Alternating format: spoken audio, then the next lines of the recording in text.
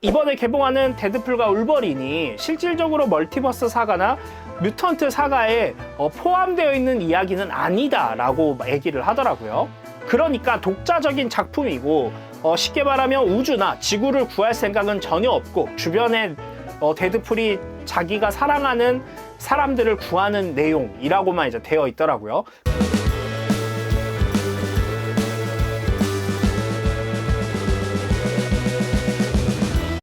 여러분 안녕하세요, 반갑습니다. 오리입니다. 오늘은 지난 시간에 이어서 데드풀 10번째 시간입니다. 지난 시간에는 레거시 바이러스의 백신으로 데드풀의 혈액이 타당하다는 이유로 슬레이백과 함께하는 웨스트가드에 붙잡혀 실험을 당하지만 울버린과 매버릭에 의해 구출됐었죠. 그리고 게임 마스터에게 거의 조리돌림 당하고 있었는데 시린이 나타나서 구해주는 사건도 있었습니다. 그러면서 시린과 특별한 관계로 진행되어가는 과정을 보여주었죠. 최근에 제가 이제 들려드린 이야기 중에 데드풀의 이제 힐링 팩터의 문제에 대해서 얘기를 드렸었어요. 근데 오늘 이야기는 바로 이 힐링 팩터를 고치기 위해서, 좀 치유하기 위해서 이제 데드풀이 고군분투하는 그 데드풀의 솔로 코믹스입니다. 저번에 이제 첫 번째 솔로 코믹스, 두 번째 솔로 코믹스까지 말씀을 드렸는데 이번에는 솔로 코믹스 세 번째입니다. 그 중에서도 이제 전부가 아니라 세 번째 데드풀 솔로 코믹스가 분량이 굉장히 많아요. 그 중에서도 아주 극초반 이야기 한 1, 2, 3, 4억 원 정도의 이야기를 오늘 해보도록 하겠습니다. 그럼 같이 가볼까요? 가자! 데드풀의 마인드가 긍정적으로 변하기 시작하면서 란다우, 럭맨 앤 레이크의 관심을 받게 되는데 그들은 한때 은하계 문제 해결로 유명한 회사였습니다. LLNL은 심리학과 외계기술을 이용해 미트라 에어를 밝혀서 인류가 더 나은 깨달음의 상태로 나아가게 할 히어로를 예측하려고 했습니다. 조 컬러든이라는 인물이 등장하는데 그는 데드풀이 암 진단을 받고 프로그램에 적합하지 않게 되기 전까지 데드풀을 히어로에 적합하다고 옹호했던 LNL에 속한 인물이었습니다. 그런데 데드풀이 최근 변화하게 되면서 컬로든은 다시 데드풀을 히어로로 옹호하기 시작했습니다. 패치와 헬하우스의 중개인들을 통해 조와 그녀의 파트너 노아 듀보는 데드풀을 고용하려 합니다. 맡기려고 했던 일은 남극 대륙의 무인 원격 연구기지를 파괴하는 단순한 철거 작업이었는데 실제로 데드풀의 도덕성을 테스트하기 위한 임무였습니다.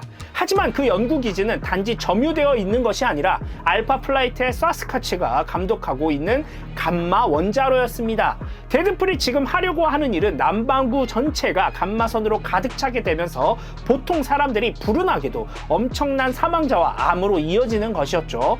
데드풀을 계약을 했음에도 그런 일들이 발생되지 않도록 했고 사스카치의 원자로를 폐쇄하기 위해 치명적인 수준의 방사선에 노출되고 맙니다. 그가 회복되자 컬로든과 듀보는 데드풀에게 그들의 테스트를 통과했다고 말해줍니다. 그리고 데드풀은 미트라 에언에 대비해 히어로 프로그램의 후보로 오르게 되죠. 하지만 데드풀은 의심을 떨치지 못해 그들을 진지하게 받아들이지 못했고 그는 그 사실을 무시했습니다. 데드풀은 태스크마스터와 싸우다가 손가락 하나를 잃게 되는데 힐링 팩터가 제대로 발현되지 않아 그의 부상은 회복하는 데 시간이 더 오래 걸렸고 때로는 전혀 재생되지 않기도 했습니다. 그리고 티레이가 그의 손가락이 다시 자라지 않는 것을 눈여겨보게 되죠. 헬하우스에 있던 데드풀은 소포를 받게 되고 소포를 열어보니 그것은 분명히 블랙톰 캐시디가 훔친 손이었습니다. 그리고 동봉된 편지에는 그를 조롱하고 이제까지 있었던 일에 대한 정산을 위해 만나자고 적혀 있었죠. 데드풀은 블라인드 알에게 조언을 구했고 말을 듣자마자 시린에게로 향했습니다. 그렇게 그는 그녀의 사촌을 죽이는 것을 돕게 하기 위해 그녀를 끌어들였습니다. 그러나 그들이 스위스 알프스에 도착했을 때 진짜로 소포를 보낸 사람은 다름 아닌 킬브르 박사였다는 것을 알게 됩니다. 킬브르는 데드풀에게 보상을 하기 원했고 불완전한 힐링 팩터로부터 회복하도록 도울 생각이었습니다.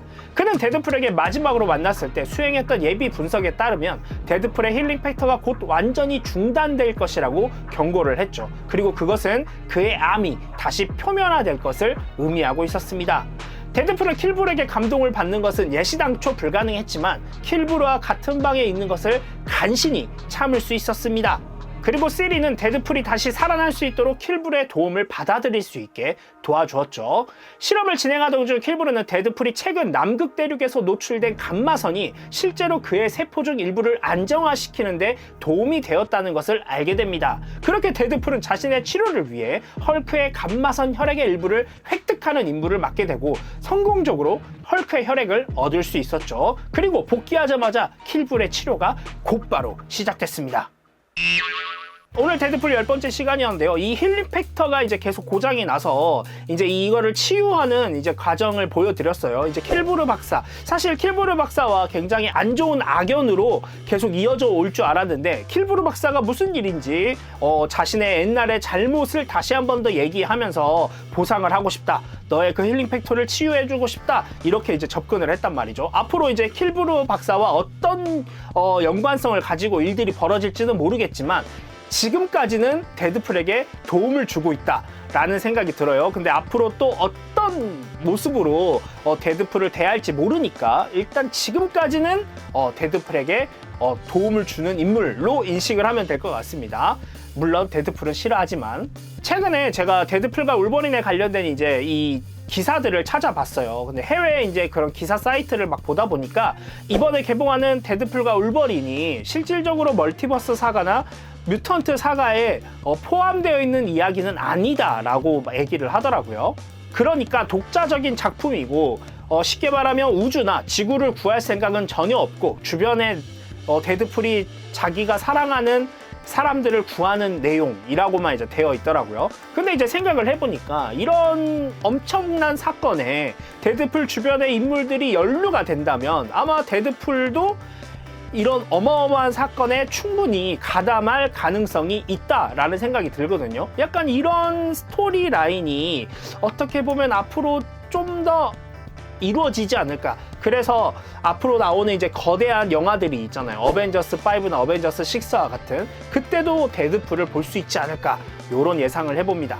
그리고 또 재밌는 소식이 하나 더 있다면 이 팀업, 그러니까 데드풀과 울버린이 이 팀업을 이룬 것이 이번 한 번에 끝나는 것이 아니라 또 이루어질 가능성이 있다라고 또 얘기를 하더라고요. 사실 이 울버린과 데드풀이 함께 활약하는 내용 자체가 이미 너무 이제 흥분 지수를 높이는 어떤 그런 사건들인데 그걸 또 볼 수 있다. 이것 또한 또 굉장한 좋은 소식이 아닌가라는 생각이 드네요.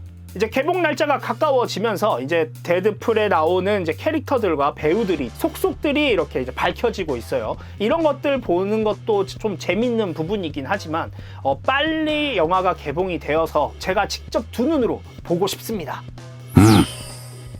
다음 시간엔 데드풀 11번째 시간입니다. 앞으로도 엄청나게 많은 이야기들이 남아있으니까요. 네. 기대를 해주시면 좋을 것 같고요. 제가 늘 여러분들한테 원하는 게 있죠. 구독과 좋아요 눌러주시면 감사하겠고요. 다음 시간에 또 다른 영상으로 찾아오도록 하겠습니다. 여러분 안녕.